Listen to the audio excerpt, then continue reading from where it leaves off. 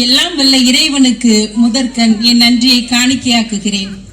என் இதய உறவுகளாகிய ஆர்சி நந்தன்களும் சொந்தங்களுக்கும் எப்படிதான் திருமணத்திற்கு பின்னாடி மகிழ்ச்சியான வாழ்க்கை அப்படின்னு வாய் கூசாம போய் சொல்ல வந்திருக்காங்களே அப்படின்னு எங்க எதிரணிய ஏளனமா பார்த்துக்கிட்டு இருக்க எங்களது அன்பான அறிவான பண்பான அழகான நடுவர் அவர்களுக்கும் இங்கு குழுமி இருக்கும் அனைவருக்கும் எங்களது அணி சகோதர சகோதரிகளுக்கும் என்னுடைய முதற்கண் வணக்கத்தை கூறி திருவிழா வாழ்த்துக்களையும் கூறி எனது உரையை தொடங்குவதில் பெரும் மகிழ்ச்சி அடைகிறேன். நடுவர் அவர்களே, இன்னைக்கு ரெண்டு பேருக்கு தான் போட்டி. யாருக்கெல்லாம்? ஒண்ணு பொய்ய மட்டுமே பேசுற எதிரணி, இன்னொன்னு உண்மையை மட்டுமே பேசுற எங்களோட அணி. Super super. இதுல நீங்க சபை நடுவர். ஆமா, நியாய தீர்ப்பு கரெக்டா இருக்கணும், இல்லனா உங்களுக்கு வேற மாதிரி தீர்ப்பு வீட்டுல போய் வழங்கப்படும். என்னமா ஆளாளுக்கு ஒரு மிரட்டறிய? மிரட்டல் இருக்கணும்ல நடுவர் அவர்களே. இவ்வளவு நேரம் அங்க ஜாலரா தட்டினீங்கல்ல. ஆமா நடுவர் அவர்களே, ஒரு பாட்டு தெரியுமா? சொல்லுங்க. மணமகளே மருமகளே வா வா, உன் வலது காலை எடுத்து வைத்து வா வா, குணமிருக்கும் குலமகளே வா வா. நடுவர் அவர்களே, கொஞ்சம் மனசாட்சி தொட்டு சொல்லுங்க. இப்ப குணம் இருக்கும் குலமகளே வா வான்னா பாடுவாங்க. பணம் இருக்கும் பணமகளே வா வா அப்படின்றா மணமகளை கூப்பிடுறாங்க. அந்த அளவுக்கு ரேடியோல போட ஆரம்பிச்சிட்டாங்களா? ஆமா, இரு மனம் சேர்வது திருமணம் அல்ல. இப்போ இரு பணங்கள், இரு குடும்பங்களின் பணங்கள் சேர்வதுதான் திருமணம். இப்படி பண்ணிட்டு இவங்க இந்த திருமண வாழ்க்கையில ரொம்ப மகிழ்ச்சியா அப்படின்னு இங்க உருட்டிட்டு இருக்காங்க. நடுவர் அவர்களே, திருமணம் என்பது பக்கத்து வீட்டு குழந்தையை கொஞ்சுற மாதிரி. பக்கத்து வீட்டு குழந்தைய கொஞ்சம் பாத்தீங்களா, அந்த குழந்தையை தூக்கும் போது என்ன கியூட்டா இருக்கு, செல்லக்குட்டி, கண்ணுக்குட்டி, பட்டுக்குட்டி அப்படின்னு சொல்லுவோம். அப்படி இந்த குழந்தைய வீட்டுக்கு தூக்கிட்டு போயிடலாமே, நானே வச்சுக்கலாமே, அப்படி இப்படிலாம் சொல்லுவோம். நமக்குன்னு ஒரு குழந்தை பிறக்கும் பாத்தீங்களா, அப்பதான் அந்த குழந்தைய ஒரு மணி நேரம் சமாளிக்க முடியாது. அப்பதான் போட்டு புரடும், ஐயோ யாராவது இந்த குழந்தைய கொஞ்ச நேரம் வீட்டுக்கு தூக்கிட்டு போங்களேன், என்னால சமாளிக்க முடியல பாருங்கன்னு சொல்லி. என்னமா அப்படிலாம் சொல்றீங்க? காக்கைக்கும் தன் குஞ்சு பொன் குஞ்சு. நடுவர் அவர்களே, அந்த அர்த்தத்துல இல்லையோ? அந்த அர்த்தம் கிடையாது. அப்படி அடுத்த வீட்டு குழந்தைய பார்க்கும்போது தோணுது இல்ல, இதே மாதிரிதான் திருமணம் என்பதும் அடுத்தவங்க கல்யாணம் பண்ணிருக்கும் போது பார்க்கும்போது, அடுத்த தம்பதியரை பார்க்கும்போது நமக்கு அப்படிதான் தோணும். ஐயோ அவங்க ஜாலியா இருக்காங்க. அதுவும் அந்த புதுமண தம்பதியர்கள் இருப்பாங்க பாருங்க, அவங்க கொஞ்சல் என்ன, கெஞ்சல் என்ன, உரசல் என்ன, இதெல்லாம் பார்த்துட்டு ஐயோ ரொம்ப ஜாலியா இருக்காங்க. அப்ப எல்லாம் மட்டும் நடக்க முடியாது. மனைவியை விட அடுத்தவங்களே பாக்குறது கொஞ்சம். நடுவரை டாபிக் மாறுறீங்க, நான் அந்த டாபிக்குள்ள போகல. கல்லடி வாங்க வச்சிடாதீங்க. நடுவர் அவர்களே, இப்படி அடுத்த தம்பதியரை பார்த்துட்டு இவங்க ரொம்ப அப்ப திருமண வாழ்க்கையில ரொம்ப ஜாலி போல, நம்மளும் வைஃப கல்யாணம் பண்ணி கூட்டுட்டு இப்படி பீச்சுக்கெல்லாம் போலாம், சுண்டல் சாப்பிடலாம்னு கல்யாணம் பண்ணிடக்கூடாது. ஏன்னா திருமண வாழ்க்கை என்பது ஜாலி அல்ல, அது காலி. அதுக்கப்புறம் நீங்க காலி தான். ஆமா ஆமா. நம்ம சித்ரா பேசினாங்க, நடிகர் இவங்க எல்லாரையும் அடுத்து நடிகர் திலகம் சிவாஜி கணேசன் மாதிரி ஆக்கிடுறாங்களாம். நடிச்சுட்டே இருக்காங்க நடுவர் அவர்களே. கல்யாணம் ஆன பிறகு எல்லாரும் நடிச்சுக்கிட்டே தான் இருக்காங்க. நடிப்பு தானா, சும்மா தான் நடிச்சுக்கிட்டு போனாங்களா? ஆமா, அதெல்லாம் ஒண்ணுமே உண்மை கிடையாது. நான் வேற நம்பிட்டேன், பாயிண்ட் வரை எழுதிச்சிருந்தேன். அது கிடையாது, நீங்க அதை அழிச்சிருங்க. சரி நடுவர் அவர்களே, என்னது கல்யாணத்தோட அவங்க சிரிக்கிறாங்களா, அந்த கோயில்ல வச்சு சிரிக்க சொல்லி போட்ட போட்டோ இங்கதான் அவங்க பெரிய உருட்டுனாங்க. எப்படின்னா, திருமணம் நடக்க போகுதுன்னா மாலை போட்டு எல்லாரும் அப்படி ஊர்வலமா மணமக்களை கூட்டிட்டு போவாங்க தெரியுமா? அப்ப உங்களுக்கு என்ன ஞாபகம் வரும்? கதை முடிஞ்சு அறுத்து தொங்க விட்டுருவாங்க. அதேதான், அறுக்க போற ஆட்டை மாலை போட்டு கூட்டிட்டு போறாங்க. இதை விட ஒரு ஹைலைட் இருக்கு. நம்ம இந்து சகோதர முறைப்படி திருமணம் நடக்கும், இந்து முறைப்படி. அப்ப ஐயர் தாலி கட்டும் போது ஒரு வார்த்தை சொல்லுவாரு. என்ன சொல்லுவாருன்னு தெரியுமா? என்ன சொல்லுவாரு சொல்லுங்க. இல்ல இல்ல, நல்ல நேரம் முடிய போகுது தாலி கட்டுங்க, நல்ல நேரம் முடிய போகுது தாலி கட்டுங்க. அப்போ நல்ல நேரம் முடியும் போது தாலி கட்டியாச்சு, அடுத்து என்ன நேரம் ஸ்டார்ட் ஆகும்? அதேதான், இதுக்குதான் நாங்க சொல்றோம், நீங்க தாலி கட்டினோன்னு கெட்ட நேரம் ஸ்டார்ட் ஆயிருது. அதனால திருமணம் என்பது நானே சொன்னேன், அன்னைக்கு சிரிச்சே தானே லாஸ்ட். அதேதான் நான் சொல்றேன். இப்ப நீங்க எங்களுக்கு தீர்ப்பு சொல்றதுக்கு ரெடி ஆயிட்டீங்கன்னு புரிஞ்சுட்டு அடுத்தது நடுவர் அவர்களே, திருமணத்துக்கு முன்னாடி எவ்வளவு ஜாலியா இருக்கும் தெரியுமா?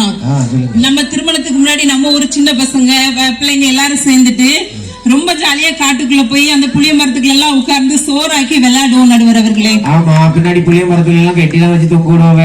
ஆமா, அந்த எதிரணியில இருக்கிறவங்க இந்த அந்தோணி, நம்ம லூயிஸ் எல்லாருமே எங்க கூட வருவாங்க. அப்போ இல்ல எங்க அணி சகோதரர் லூயிஸ் தான் சொல்றேன், எதிரணியும் இருக்காங்க. அணியில இருக்கிற இவரு வருவாரா? ஆமா, அந்தோணி அதுல டீம் லீடர். அப்படிலாம் நல்லா சாப்பிட்டு முன்னாடி மகிழ்ச்சி இல்ல, இப்பதான் மகிழ்ச்சி சிரிச்சுக்கிட்டே சொல்றீங்க. எப்படி பச்சை போய் சொல்றாரு உட்கார்ந்துருக்கீல? அதுதான் சொல்றேன் நடுவர் அவர்களே, அங்க போய் தான் மட்டும் இருக்கு. அதுதான் உங்களுக்கு முதல்ல சொல்லியிருக்கேன், வார்னிங் கொடுத்திருக்கேன். சரி சரி நடுவர் அவர்களே, அப்ப அப்படி போய் சோறாக்கிலாம் விளையாடுவோம். அந்த சந்தோஷங்கள் எப்படி இருக்கும் தெரியுமா? ஆனா அந்த நெஜத்துல கல்யாணம் ஆன பிறகு சோறாக்குறோம் பாத்தீங்களா, அப்ப ஆகுது பாருங்க கடுப்பு. ஐயோ, இந்த சோற ஆக்கி ஆக்கி கிச்சனுக்குள்ளே கடந்து எங்க வாழ்க்கை கிச்சன்லயே முடியுது நடுவர் அவர்களே. இதுல வேற எங்க திருமணத்துக்கு பிறகு மகிழ்ச்சி இருக்குது? எங்க மகிழ்ச்சியை தேடுறது திருமணத்துல? அது வந்து கொரோனா காலம் வந்துச்சு பாத்துக்கோங்க. அப்ப இந்த திருமணம் ஆகாத பிள்ளைங்க எல்லாம் என்ன பண்ணாங்க தெரியுமா? நல்ல Facebook, Instagram, online game, ludo game, அப்படி இப்படி பயங்கர விளையாட்டு நடுவர் அவர்களே. எப்பவும் மொபைல் சாட்டிங், செம்ம ஜாலியா அவங்களுக்கு. ஆனா அந்த கல்யாணம் ஆனவங்க என்ன பாடுபட்டாங்க தெரியுமா? அந்த கணவன் பட்ட பாடு அந்த குடும்ப தலைவன். வேலை போச்சு, வாடகை கொடுக்கணும், இவங்களுக்கு சோறாக்கி போடுறதுக்கு மளிகை ஜாமான் வாங்கி கொடுக்கணும், அப்புறம் EMI என்ன லொடக்கு எல்லாம் அவன் தலையில தானே விழும் நடுவர் அவர்களே. அவரு மண்டைய பிச்சு பிச்சு பிச்சு பிச்சு பாதி பேருக்கு கொரோனா டைம்ல தான் முடி போச்சு நடுவர் அவர்களே. ஆமா, ஆனா அந்த மனைவி பாவம் அவங்க என்ன செஞ்சாங்க தெரியுமா? இவங்க எல்லாருக்கும் சோறு ஆக்கி போட்டு முழு நேரம் வேலைக்காரியே ஆகிட்டாங்க. இதுல சித்ரா என்ன மகிழ்ச்சினா, நம்மள விடையா பெரிய கொரோனா வந்துட போகுது நமக்கு அப்படின்னு அவங்களுக்கு ஒரே மகிழ்ச்சி. பாவம் கணவன் மாதிரிதான் திண்டாடணும் அந்த டைம்ல. நடுவர் அவர்களே, சித்ரா சொன்னாங்க மகாராணி ஆகிறாங்களாம் திருமணத்துக்கு பிறகு. மகாராணி ஆகல, முழு நேரம் வேலைக்காரி ஆக்கிட்டு இருக்காங்க. இது தெரியாம இவங்க நம்மகிட்ட வந்து சொல்றாங்க. நடுவர் அவர்களே, இன்னைக்கு திருமண வாழ்க்கை அப்படின்றது தியாக வாழ்க்கை. திருமண வாழ்க்கையின் பக்கத்துல போட்டீங்கன்னா தியாக வாழ்க்கைன்னு தான் வரும். அங்க நம்முடைய தூக்கத்தை தொலைக்கணும், மகிழ்ச்சியை தொலைக்கணும், சந்தோஷத்தை தொலைக்கணும், இப்படி எல்லாம் விருப்பு வெறுப்பு தியாக சுதந்திரம் எல்லாம் போயிடும். இதுல வேற இவங்க வந்து திருமண வாழ்க்கை மகிழ்ச்சியான வாழ்க்கையா அப்படின்னு வந்து சொல்றாங்க. நடுவர் அவர்களே, திருமணத்துக்கு முன்னாடி ஹீரோ மாதிரி ஹேர் ஸ்டைல் வச்சிருப்பான். திருமணத்துக்கு பின்னாடி அவன் வந்து வேற மாதிரி ஆகி உங்களை மாதிரி ஆயிடுறான்றதுக்கு ஒரு உதாரணம் தான் உங்களை எங்க அணி சொல்லிட்டு போனாங்க. இல்ல நீங்க தான் நடுவர் அவர்களே வாய்ப்பு கொடுத்து கொண்டு வந்திருக்கீங்க. இல்லன்னா ஒரு டோப்பாவது எப்பவும் வைப்பீங்க, இந்த வருஷம் அதுவும் வைக்கல. அதேதான். நம்ம நடுவர் அவர்களே, திருமணத்திற்கு முன் கவிதை வந்தது, திருமணத்திற்கு பின் கவலை வந்தது. கழுதை கூட கெட்டிட்டு வந்ததுனாலதான் கவலை வருது. கவலை அதேதான். திருமணத்துக்கு முன்னாடி ஹீரோவா இருந்தவங்க எல்லாம் இப்போ ஜீரோ. அது நிறைய உதாரணம் இருக்குது. நடுவர் அவர்களே, அவ்வளவு டீப்பா போனாங்கன்னா பாவம் டென்ஷன் ஆயிருவாங்க. நடுவர் அவர்களே, திருமணம் என்னும் தோட்டத்திற்கு வெளியே நின்று பாத்தீங்கன்னா அப்ப உள்ள எல்லாரும் சொர்க்கத்துல இருக்கிற மாதிரி வெளியே இருக்கவே பாத்துப்பாங்க. ஐயோ உள்ள என்ன ஜாலியா இருக்காங்க, நந்தவனமா இருக்குதே. இன்னைக்கு ஃபாதர் சொன்னாங்க நம்ம ஊரை நந்தவனம். இத மாதிரி வெளியே இருந்து பார்த்து சொல்லுவாங்க. லைசன்ஸ் தாலின்ற ஒரு லைசன்ஸ் வாங்கிட்டு அந்த தோட்டத்துக்குள்ள நுழைஞ்ச பிறகுதான் தெரியும், ஐயோ அம்மா தெரியாம உள்ள வந்துட்டே நீ வெளியே கொண்டு போயிருங்க எப்படியாவது. சுடுகாடுன்னு தெரியும், போன வர முடியாதுதான். அதனாலதான் தவிச்சிட்டு இருக்காங்க நடுவர் அவர்களே. அடுத்து கல்யாணத்துக்கு முன்னாடி வந்து காதலன் காதலி பின்னாடி போனாங்க. கல்யாணத்துக்கு அப்புறம் கடவுள் பின்னாடி சுத்துறாங்க. ஃபாதர் காலையில சொன்னாங்க கடவுளை தேடுங்கன்னு. அந்த கடவுளுக்கு பின்னாடி சுத்துறாங்க. எதுக்கு தெரியுமா? தெரியாம நான் உள்ள போயிட்டேன், எப்படியாவது என்ன காப்பாத்துன்னு தினமும் கல்யாணம் ஆனவங்க எல்லாம் அதுக்குதான் அதிகமா கோயிலுக்கு வராங்க தெரியுமா? எங்கள் வீட்டில் எல்லா நாளும் கார்த்திகை கார்த்திகை அப்படின்னு குடும்பமா அண்ணன் தம்பி அக்கா தங்கச்சி எல்லாம் கல்யாணத்துக்கு முன்னாடி ஜாலியா பாட்டு பாடிட்டு இருப்பாங்க. கல்யாணம் முடியும், அப்புறம் அந்த ஒரு பிரச்சனை வரும். அப்புறம் வருவாங்க பாருங்க, அண்ணன் என்னடா தம்பி என்னடா, அதான் வீட்டுக்கு நடுவுல ஒரு கோடு. அதேதான், அண்ணன் என்ன தம்பி என்ன சொந்தம் என்ன பந்தம் என்ன அப்படின்னு பாடிட்டு இருப்பாங்க. அடுத்து சாரதி அக்கா ஒண்ணு சொன்னாங்க பாருங்க, அவங்க புருஷனை நான் ஃபர்ஸ்ட் அவங்களுக்கு வரணும்னு நினைச்சேன். புருஷன் வந்து எல்லாம் பாடி கார்டு மாதிரி பின்னாடி போறாங்களாம். அது மட்டும் இல்லாம பேக் அவங்க தூக்குறாங்களாம், பிள்ளைய தூக்குறாங்களாம். அவங்களே ஒரு பாயிண்ட் சொல்லிட்டு போனாங்க, அது சுமை தூக்கும் தொழிலாளி. ம்.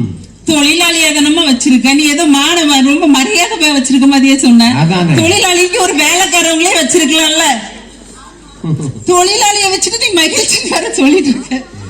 ஆமா போடு. ஆனா அவ மகிழ்ச்சியா இருக்காங்களாமா, ஆனா அவங்க கணவர் தானே, அவர் யாரும் என்னன்னு போயிட்டு போறாங்க. நடுவர் அவர்களே, அவருக்கும் கல்யாணம் ஆகிதுதானே நம்ம இருக்குது. மகிழ்ச்சி தானே முக்கியம். அப்படி இல்ல நடுவர் அவர்களே. அப்படி சொல்றாப்பா. அவங்க வந்து பட்டிமன்றத்தை தலைப்பு தவறா புரிஞ்சுக்கிட்டாங்க, விட்டுருங்க. மொத்தத்திலேயே இவங்க பட்டிமன்றத்தை தப்பா புரிஞ்சுட்டு வந்துதான் சண்டை போட்டுட்டு இருக்காங்க. 45 வயசுல ஒருத்தருக்கு கல்யாணம் வர ஆசை வருதா அப்படின்னு சொல்லி சாரதி சொன்னாங்க. 45 வயசுல கல்யாண ஆசை வந்து அவர் வாழ்க்கையும் கெடுத்து இன்னொரு பொண்ணு வாழ்க்கையும் கெடுக்கிறதுக்கு கல்யாணம் ஆகாமலே இருக்க சொல்லு சாரதி. அந்த மனுஷனை அடுத்து பார்க்கும்போது சொல்லிடு, அந்த கதையில உள்ள கற்பனை ஆள்கிட்டனாலும் சொல்லிடு, உடனே போன் போட்டா சொல்லிருங்க கற்பனை நீ. அவ்வளவுதான். அப்புறம் ஒரு முக்கியமான விஷயம் சொன்னாங்க, நம்ம ஊர்ல இருக்கிற பெரியவங்க எல்லாம் இப்ப கல்யாணத்துக்கு பிறகுதான், சித்ரா சொன்னாங்க, கல்யாணத்துக்கு பிறகுதான் அவங்க உயர்ந்திருக்காங்க, முன்னேறி இருக்காங்கன்ட்டு. நடுவர் அவர்களை மிகவும் தவறான விஷயம் அது. நான் வன்மையா கண்டிக்கிறேன். ஒவ்வொருத்தரும் படிப்பை பாதியில விட்டுட்டு கல்யாணத்துக்கு முன்னாடியே போய் அங்க அவ்வளவு கஷ்டப்பட்டு உழைச்சி முன்னேறி வேர்வை புழுதிலையும் தூசிலையும் பட்டு அப்பவே அவங்க முன்னேறி கல்யாணம் பண்ணிட்டு போன பிறகு இந்த மனைவி அவங்க சந்தோஷமா வச்சிருந்தாங்க. இவங்க போய் அவங்கள முன்னேற்றல நடுவர் அவர்களே.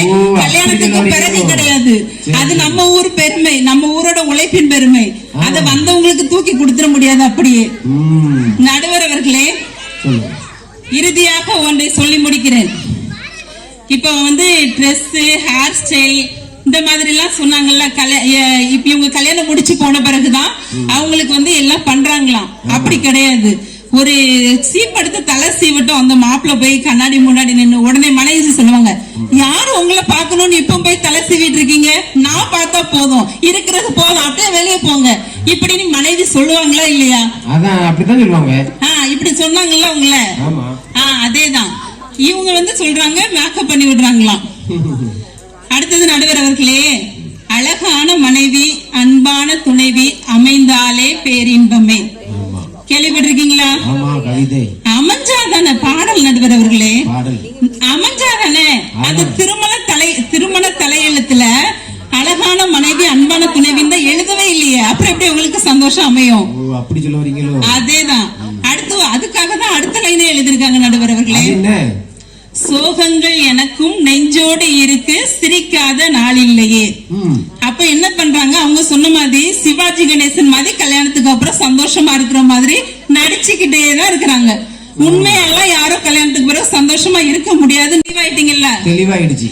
ஆகவே நடுவர் அவர்களே, நான் ஒன்னே ஒண்ணுதான் சொல்றேன், எப்பேற்பட்ட ஆளா இருந்தாலும் திருமணத்திற்கு பிறகு மிகவும் மகிழ்ச்சியாக இருக்கிறேன்னு சொன்னா அவங்க முழுக்க முழுக்க போய் தான் சொல்லுவாங்க. அவங்க சிரிச்சுக்கிட்டே நடிச்சுக்கிட்டே இருப்பாங்க. அதை நம்பி நீங்க தீர்ப்பு தயவு செய்து அவங்க கிட்ட கொடுத்து ஏமாந்துடாதீங்க என்று கூறி வாய்ப்பளித்த அனைவருக்கும் நன்றி பாராட்டி விடைபெறுகிறேன். நன்றி, வணக்கம்.